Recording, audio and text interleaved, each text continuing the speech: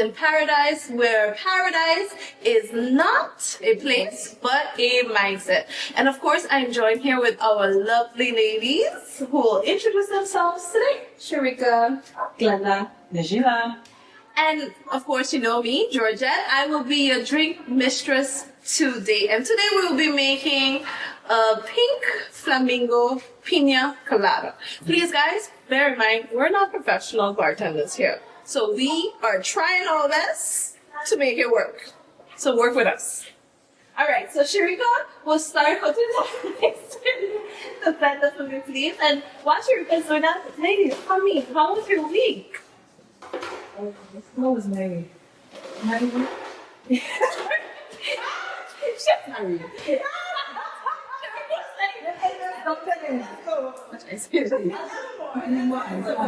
Some more. Mira. What's up, like? No. A little bit more. Quite a bit too. As a picture. Not the chunk. All right, so how was your week? It was fun. Busy work, busy, crazy busy. I know a lot of people got the assessments for the 2015, the practice, and it has been crazy. In my personal life, it's been crazy, and I've heard from a lot of people that it's been crazy. So dealing with taxes, dealing with life, dealing with children, dealing with work. It's been time. I think I've had that with my life as well. We've been dealing with disappointments. Yeah. Because there was something my daughter wanted to do, and it didn't quite work out. Mm-hmm. And then she continued disappointed, and we just had to deal with it. I think that was this week, is just dealing with that and in preparation of midterm break and relaxing. There's still things to study. Yes. There's still tests to do when school starts. So I do pink. So we're adding strawberry puree to our pink flamingo colada. Of course, we were gonna use grenadine, but we decided, with the help of a nice, wonderful viewer, that Maybe we should stay away from the venue for. yes, a little bit. Well, we come back to venue this one. Yes. Oh, Okay. But you weren't telling us to do it. say more. We're gonna do that. Can we blend this up, please, Shrika? It's gonna get a bit noisy, guys. Does it? No.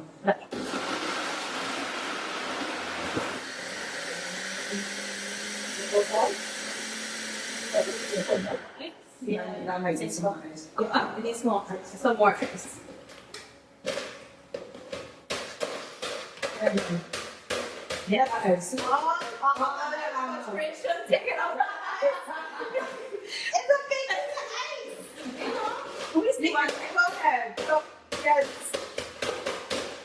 That's what you do, ice.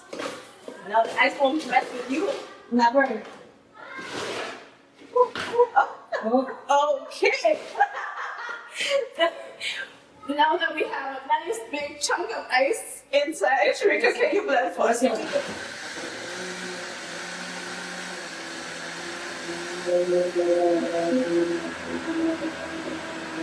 A few moments later, 2,000 years later, one eternity later. Alright, so we have our. so today is all non-alcoholic? No. You got to one and then you're going to mix it over. And then we're alcoholic. No, she didn't forget us. Don't worry. It's just a check. People drink non-alcoholic drinks too, that's fine. Oh, that's great. And can you look for that extra thing? You like to sit on the service. Put it back up, please. Because what we're gonna do now is add our alcohol for our alcohol drinkers. Now, you guys know that I have a very heavy hand, so please tell me when to stop. Let the ancestors guide you. This is a lot. And bear in mind that Glenda said let's experiment, so we tested. Let me see. That's Okay, yes, that's really. I feel like you could take I am, but Should we put a little more ice together and then let's blend it, okay? because it's quite thick. It's also possible in it. I think that should be fine. So pour it up. And just have a little extra, little. Because Georgia, don't do nothing with the club, but it's an extra. Is it not true? I am not lying. I feel like I maybe telling the truth on this show. I don't do extra. I do regular. you don't want? Regular. You want? Regular. She has said it 3 times and still I don't It's understand. my brain is not My brain comprehending what it's not. she's saying. It's not. Thank you. It's not making sense. So here we go, ladies. Thank you. Of course. There you go. It's really pink. All right. So here you have it, our pink flamingo. Yeah. Let's have pina colada. Salud. Salud. This is nice. This is nice. Man, I gonna quit my job and become a full-fledged bartender. No, I'm joking. No. She's a bartender, not mixologist. Because there's levels to this shit. Apparently. All right, guys. We'll be right back, guys, until the next segment. See you in a bit. Yeah. Bye. Welcome back, guys. We're here. We have our drinks. The ladies are enjoying their drinks. Yes, we are. Some of us feel like we might need to top up a little Sooner rather than sooner later. than yes. Your own fault, your gent, it's your own fault. What? You see what happened when we got met? It was so sweet. Oh wow. It was. It is. It's not. Oh, the rum was rubbing. The rum was running. It's sweet. It's just that's a bad thing. Yeah, because once you have the sweet, you don't taste the rum. You know what's gonna happen later on. You're swinging. But the point of the matter is you're enjoying it. It's our pink drink, and because it's pink, there's a reason why I also went for this pink flamingo colada. It's also in connection with the month of October. As you know, it is Breast Cancer Awareness Month. And what I would like to do, starting off this segment, is for us to discuss how we do our self-checks, our home checks that I should say, and of course go into how many of us have actually gone out and actually done it by the doctor, have our mammograms. If you ever did, how was the experience?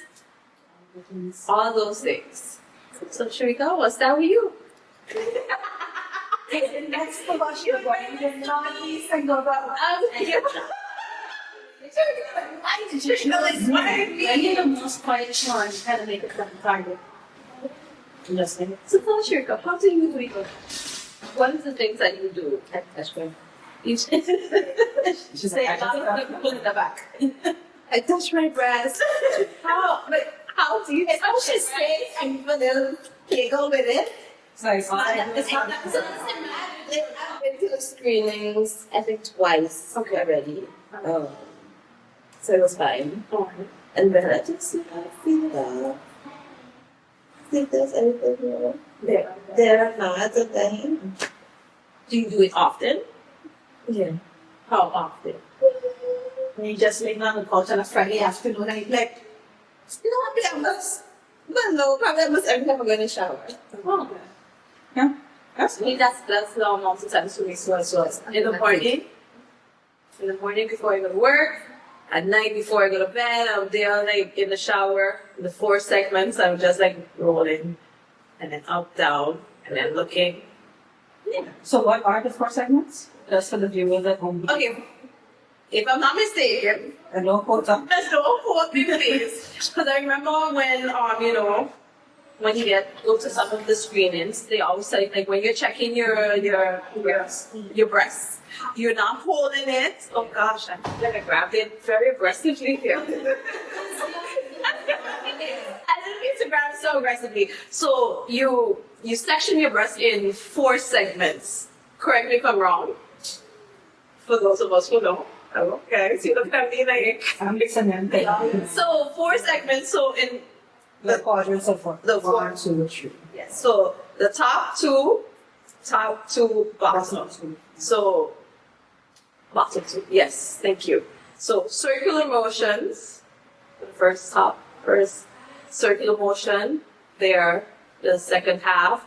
Then below circular motion, and the And certainly, we should have rested hand, we lift it up. And then you also have to, stretch. And then you do it also for your armpits. You feel it, your underarms to see if you're feeling anything odd. They usually recommend that you do this for those who have their menstrual cycle, to do it 7 to 10 days after the menstrual cycle, so that, you can see if you feel anything. And for those who don't have a menstrual cycle, they do it more often. Like the first of the month, if I'm not mistaken, first or second of the month, depending on how you feel comfortable with it. But for me, I do it every day. Twice a day. At least. At least. And why are you doing it so much? Is just habit or? I think it's because, I have it, yes, you're already going to shower, you done. Before I do any actual bathing, because that's the next process on its own, I go into, this is the checks, there we go, and I'm in front, because my shower has a mirror inside the shower. So I'm standing with my hands up, I'm there, I'm checking. Don't ask me why I have a mirror in there, okay? The fact that matter is, there's a mirror there. This question, and there was a lot of judgment when I Why? as people, because that's what we do, we judge. I was like, that's not a good question. I was kind of like, that sounds interesting. How do you do your checks? So if I remember, then I do it either lying down, usually lying down. So then, of course, again, before cutting, I always forget to do the circle motion. I feel and I bring it towards the breast, and I circles around the breast, and then I play around the nipple to make sure that it's not indented. And of course, you look to see if there's any changes in the breast, because that is also very implicated in the assumption. My mom was a 2-time breast cancer survivor. My aunt passed away of cancer, so we also did. So I did 1 mammogram in my life, and then we did some DNA testing to see. I don't know if it was genetic? It was genetic testing, not genetic testing to see if it runs in the family, and to see if we will be able to. Me and my cousins, my aunts who lived in London, we did it, and we all came out that it can be, but it's a small percentage, so we don't know. Then now, seeing that you said that, how does that feel for you when knowing that there is a percentage, even though small? Do you have that little worry? The thing is, I'd like to cross the bridge when we reach there. Type thing.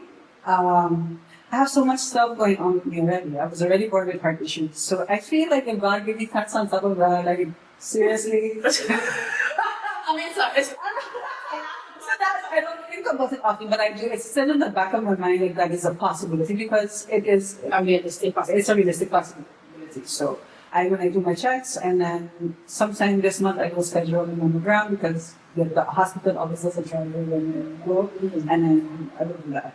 It's a very interesting thing, a mammogram. Anybody has ever had one? No. How? I keep saying I need to go when the hospital have their drives and stuff. Every year I say, okay, gotta do You it. don't do it. Huh? You don't necessarily do it at the drive. Not dry, but they make it. Oh, you make an appointment or something? Oh, okay. And then do it's not a drive, but exactly. But they advertise that they come in and come. They usually just, the doctor checks you first. They kind of I guess because it must have hereditary, maybe that's why they did it. I've only done it once, but I tried it twice. There was only one time I had this hair, so there was I had one hair. Mm-hmm. And then when I was breastfeeding, there was actual pus coming out of my. So we did it's not a sonogram. I don't remember the name of it. It's like an echo. That's the term, but that's, and then it would just turn out to be abscess. It was nothing big, but it was scary. Yeah. And that was the first time I was like, no, something can be up. So my breasts are not big. So it's literally taking your boob and then they squash it between 2 plates. It's very uncomfortable. So it's not fun to do, but wasn't as uncomfortable as I thought it was going to be. So I thought it was going to be like excruciating pain. Yes. But I guess because mine are a little, like sometimes you have drippy breasts. I have drippy breasts and they're not, and the comb inside of the wing on it's like a home. There's a thing inside, you feel it. Yeah, Okay, the it's up. it was not it's like, I know, I'm groping myself. There's a It's your breast. If you're talking about Because breasts, the people that are watching it are going to enjoy this episode very much. anyway. So it's like I have like a lot to do. So it's just it wasn't as painful as I thought it was going to be. That's it. Yeah, sorry.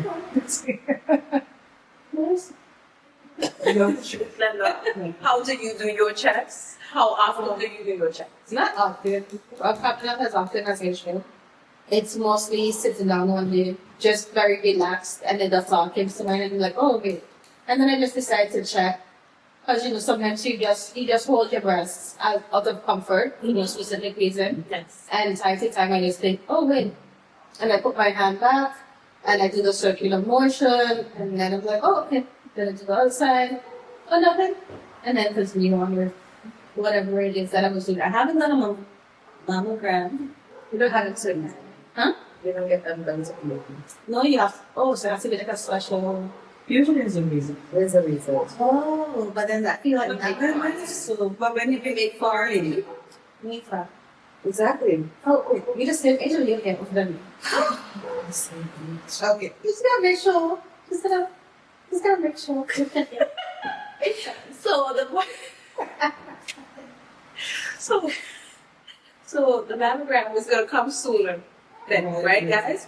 Yeah. And it's a yearly thing, or No, they say as you reach the age 40, if I'm not mistaken, you do it yearly. that's what I mean. It's once you reach 40 age, then it becomes a yearly thing, and then before that, it's only out of necessity a baby. If they think that something might be going on, and then otherwise, Well, I mean, once you like again, if you keep doing your checks to make sure that you're feeling your breast, ensuring that if it's not enlarged, there's liquid coming out, abnormalities, there's no abnormalities, it's not reddish, and those things should be good, but like. So that's what else after. Yeah, the conversation, yes. But then, like Sheila said, you see that cyst? Because that also happens because a gland gets blocked. Yeah. So it creates because I had that moment too, and I'm seeing it, because remember, I'm doing my checks, I'm feeling, so when I felt it, I was like, wait a minute. Okay, and then I went back, and I'm out to the bathroom. At that time, I didn't have a mirror in the bathroom. So now I'm in the mirror, and I'm like, I felt something. So, I'm looking. So as soon as I am one of those persons. I don't care what nobody say. I pay my certain things come out of my salary to pay for certain things, and I will be there. So I went to the doctor. we're talking about insurance, is it? Yes, we talked about insurance. What else do you think was taxes? But tax is a whole other thing. But the insurance is, as soon as I went to my house doctor and I showed him, he just looked at it and he was like, I think you need to see a specialist. Yeah. From the moment he says you need to see a specialist, as a human nature, the first thing that we usually go to is never positive. We always go worse. And in my head, I was like, I have 2 children. What am I going to do? One is just a baby, and how I'm going to leave this child, And then, the more you stress yourself out, you start to feel all kind of things, and now my head hurting. This feels more painful than it was. And the whole time, I feel like it was more of in your mind. And if you know me, you're not very dramatic. So, for me, the trauma was on, the stage was set, and I was like in full panic mode. I'm going to work, and I'm just like, and then you're crying off and things like that. When you were getting appointments at the hospital, how long that was taking. Yeah. Was a long way. But it was interesting. Once the doctor puts urgent on it, all of a sudden it's possible. So then now, when the doctor goes and he checked, and then he's looking at me, he's like, we have nothing to worry about. And I'm thinking, my head is trying to feel the love. The love is there. But I'm trying to stay serene and calm. And he's like, bro, it's a cyst, they checked, this and that and that. So all I had to do was actually literally go for them to, like, he just slice, take it out. You don't think it's exercise. So Yeah, Mine was more mine was more like, the glands was more, they were closed, so it wasn't able to, so it was hard. That's why I kept on saying that I'm feeling hardness, sir, something is wrong. painful. No, painful. So mine was painful. So I don't think it was a cyst. Yours was a cyst. Mine was an abscess. So mine was actual pus and it was a little bit of blood and it was painful. Painful, yeah, no. So, yes, that was my scare. And then, now that even made me go into more, because I was first at that time I was doing once, and then I'm like, no, we're gonna do this twice a day. We check Now we everything. understand where the frequency comes from. Yes, because with that, again, as a parent as well as a parent, because I could imagine those who have children that when you get those type of results, the first thing you think, you don't really think about yourself. You think about, especially if you have younger children, like, what's going to happen to my children? What I'm going to do? How are they going to be? Are they going to be okay without me? And then I think a lot of that also stresses you out because you're trying to figure out, what can I do to and you try your best to be positive, and then you have other people around you who are just so, So yeah, I just want to say for those that are experiencing this situation to just stay strong. I know it's harder being said than done, but I'm hoping that you have a good Support system. And if you don't, reach out. Yeah. We're trying to also build a community. Email us, send us something to the community, the social media. Yes. And also remember that there's also different foundations that offer support groups that go there, give you that information. If you don't want to see a doctor or whoever, you can also go to the different. I know Still Beautiful is the first one that's coming to mind. Foundation. So there's probably quite a few of them that you can reach out. And at least if you don't have your own community, then you can find a community of people that understand what you're going through and that can help you go through this difficult time. Why don't have to? Yeah. Right. So that is it right now for our first segment, and we'll be right back. Welcome back, guys, to our second segment. Of course, we started off our segment talking about breast cancer awareness month and what it is we can do to check ourselves and the follow-ups that we should do once we realize there is something that feels not the norm. All right, so in this segment, I just want us to just talk about a little bit more in depth about our feelings, our mental health in regards to motherhood. There's a reason why I'm bringing it up, and I know I spoke to the ladies off camera, where I was explaining that, I had an encounter with a mom who was, I want to say distressing. And I won't call it distressing. Like, she used me as a person that she can speak to, and with that she cried, and I wanted to cry, and in some sense of the way, I'm just like, I feel your pain. I don't know exactly the feeling, the full brunt of it, but I feel it because I have moments where I'm in the shower crying because of certain things that I've experienced. So much emotion is going through. You're trying to be the best mom that you can be, and then sometimes you feel like you're failing when certain things is not going how you anticipated to, or how society tells you how it should go. And then you feel like, okay, my child doing this, oh God, I'm a bad mother, I'm not doing it correctly. So I just want to know, how do you guys deal with that? How do you feel? Because I know, let's for example say, sorry, not I never saying, but when I go home and I'm done already doing the pickups, we're doing the after school activities. When I'm home now, I have to prepare your snacks. I got to think about what our schedule is for the next day, how to plan for the week. And I feel like sometimes my brain isn't taking a time to relax. Because even when I'm here, when I turn off the TV and the lights, I'm just like, okay, it's time to go to sleep. I'm thinking, oh gosh, wait, did I pack the shoes that needs to be packed for tomorrow? We have football. Is the uniform in the bag? Then I get up and I'm just like, I need to make sure. And then it's already in the bag. So now I'm just like, okay, do you guys have that moment? Trigger before. Because and you have a grown man. You could say a grown man. Did you have those instances? I did. But I was crying. Yes. I'm not afraid. You said I love crying? No, I was I'm not crying. Some women love to cry. Or some people. I cry easily. So how did you cope with that? Pray. you know, I'm rich with them. She's like, pray on it, pray over it, pray through it. Pray. And just believe that it won't get better. You had a moment where you felt like you weren't being a good mom, you wasn't meeting the standards that society set. Not the feeling like I'm a bad mom, but more of it's hard sometimes for people when people tell me, oh, you're doing such a good job. It's like this overwhelming feeling of emotion comes over. It's like, oh, okay. Like, You're not horrible in that kind of yeah.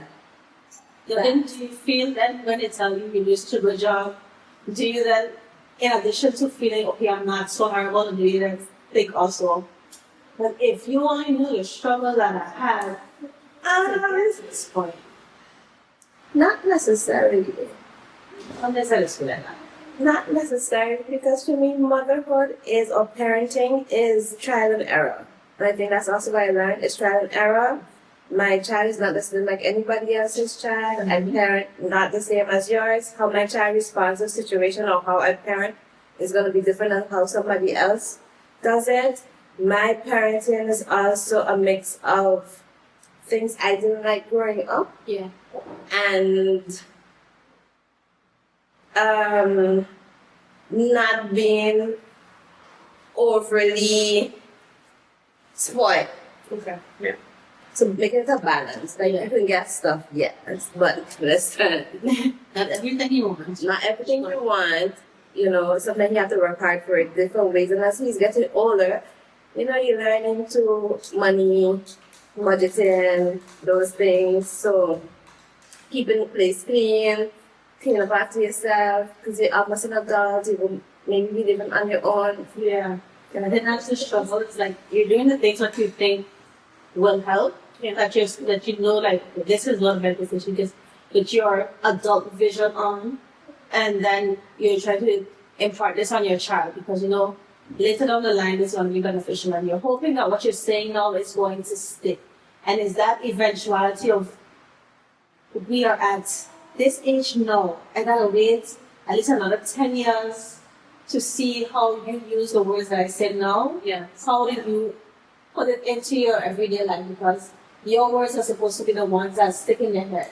I mean, it's also accepting as a parent that you can give your child all of these tools And they will not use it. and they may not use it, but still accepting that that is my child. Mhm. And yes, when they don't use the tools, you be like, you explain why I taught you these things and why I think it was important, because sometimes you don't want them to get into trouble or feel the pain because you felt it. You know what it is. You know what the end result is gonna be.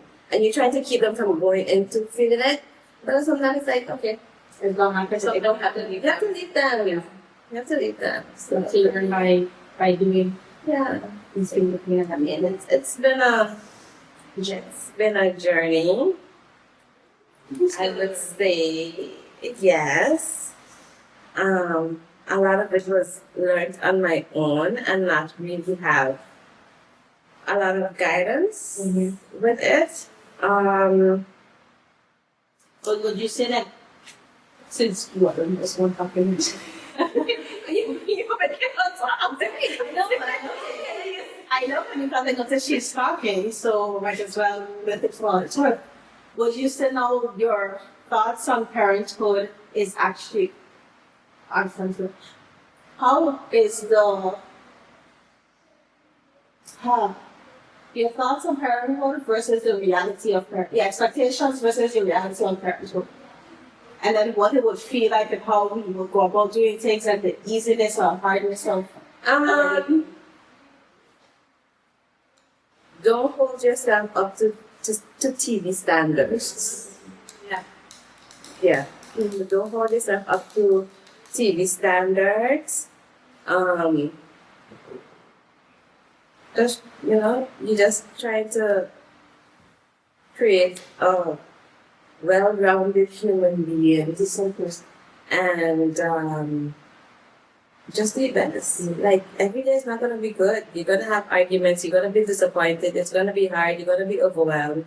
And I learn a lot, like, from overwhelmed. Just take the space and try not to act out on him or get aggravated with him because I'm aggravated with life. yeah. So that was a lot to learn. Because life. Did you expect that you were there? So just to go back to what I was asking, because I feel like it's very general still. Mm-hmm. What were your expectations of yourself when you got pregnant, and do you think that has changed during your motherhood? Well, my pregnancy was a planned pregnancy. Yeah. It wasn't a surprise pregnancy. The idea of, okay, I'm pregnant, I'm going to be a mother. That person who you saw as a mother, is that the same person that you are as a mother, or did that change? It changes over time because the child is part the dad. So when you get the dad version of the child, you're like, gosh. So you have those moments where the child changes between your personality, the dad's personality, and then you have to then parent. And for me, what I've really learned is you're parenting yourself in your child. Yes. Because I see certain personality of him, certain things, and I'm like, okay. I see. Was I like really like this? Okay, and then it kind of clicks back, and then you're like, okay, I get it. So I didn't really have like this, it's gonna be fairy tale, like the child is gonna, that came out from since like kindergarten. That whole perception of like kindergarten, like, no, it's not this set in place, set in stone, like, this is the mom I am and he has to be this child. No, doesn't. So, yeah, we just learned with the flow, and it's been the two of us for a while, so, So, Maybe she would. yes. Hey, friend. Okay. I don't think it was with this though, but. And Sheila, how was that experience with you? Specifically, like we're talking about my expectations versus, Yes. or we're talking about how overwhelming it can get. I'm looking at both overwhelming and your expectations to when Expectations versus reality, and then the overwhelming moments, how we want to do with those. Okay, so expectations versus reality. So I thought that I was going to be this, let me preface that saying that I have a cousin who I think and believe is a really good mother. And she does, she's on it. And she gets up and she prepares things for her children that I'm like, why would you spend all this time in the kitchen creating salmon, smoked salmon sandwiches, and she does the whole and the meal prep, and she will make sure that the children doesn't eat certain things, and she's on it. She says that it's a no, there's no changing up and down. She's very clear about what she wants to put in, and she's very clear about what she wants to see. Now, of course, nothing ever goes the way you want to, but she is very steadfast in who she is as a mother, which I appreciate and which I love. So I thought, knowing her, how she is, and wanting to instill certain things the same as her with my child, I was like, okay, I'm going to be on it. We're going to wake up, we're going to do this, we're going to do that. And then my child came out, And I was nothing like that. But I am not my cousin. Yes, My cousin is yes. not me. I am a lot less on it than she is. I kind of more go with the flow. And while I do wake up and I make the breakfasts and I pack the lunch and Yes. so I do all the things that I'm supposed to do. It's just that it doesn't happen the way I thought it was going to happen. Yeah. Well, how I deal with it, there was a period in my life where things went a little haywire when it came to money, and because that's like the start of the business, and then you're not getting any money the way you're supposed to. So I was really stressed, and money for me, not that it's a mark of my success, but it does give you a space to live and breathe. So financial freedom, not just financial, just being able to pay your bills. Yes. So we got to a place where things were so tight, everything was so frustrating. I didn't know if I could pay rent the next month. And then I started feeling like a failure because I didn't do it right when it came to her father. I didn't do it right when it came to this business. I didn't do it right and now I can barely do it back. And now I can, and my poor child, she can't. So that period was very intense and very stressful. And I am very, it becomes very stressful when it comes to money. So if I don't have the money, then I feel stressed and then I'm a bad mother and this. But what I learned now is that even if I don't have money, my child is happy, Yes. right? Even when I tell her, okay, we don't have the money for this, she's like, okay, mommy. And then she deals with that disappointment well. Yes. Because sometimes we just don't. Yeah. And then we do something else. Yeah. And then we play together. And then we do something else. So Yeah. she learned to be able to deal with the disappointment well and just be like, okay, well, then we'll do something else. Yes. So I think even though I don't like those moments and they were very overwhelming and stressing, it was also a very good learning moment for myself and her. Yes. So, yeah. Because with that, look what you did. You gave her a personality where she's like, you know what? We don't have it. It's okay. We're not going to stress about it, and we're going to move on from there. Whereas you see other people go like, I don't have it, and the child have a whole meltdown. So you're raising a beautiful person for society. It needs to be balanced. And he said, There is it needs to be balanced even with the nice person. I mean, she's me and I'm her, so. And then she has her brand on the side. Thank you. Yeah. Like we all have we all have the parts that we see that we like and the parts that we don't like.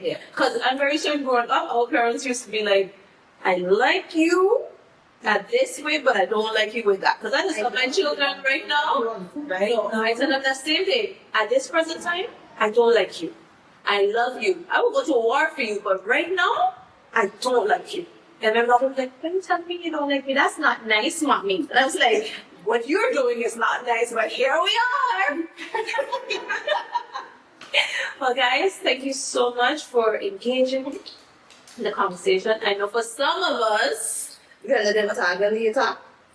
it's like, oh, girl, my God. But I'm so happy that beautiful Trina just was like up there. She spoke a lot more. We love this. We love this. We love That's super, super hard. We're Different balance spot. Again, thank you for listening to our show today. It was a bit rocky for some of us.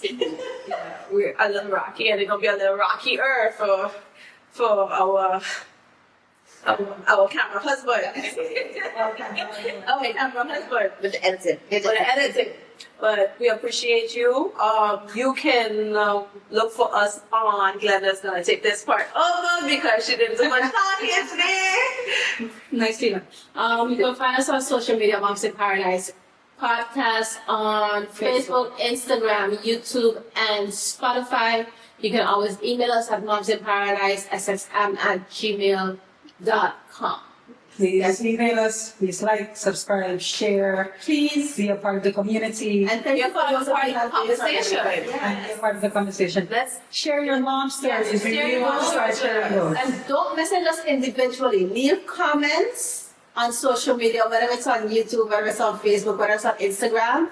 Leave your comments down there because that helps with the engagement and that helps it to reach to more people. So while we appreciate the feedback that we've been getting, put it in the comment section. Then all of us can see it, and then it helps us to reach to a broader audience, which is the point of us creating the community. Yes. Thank you guys. And just before we go again, remember, paradise is a mindset and our place. See you until next time. Bye.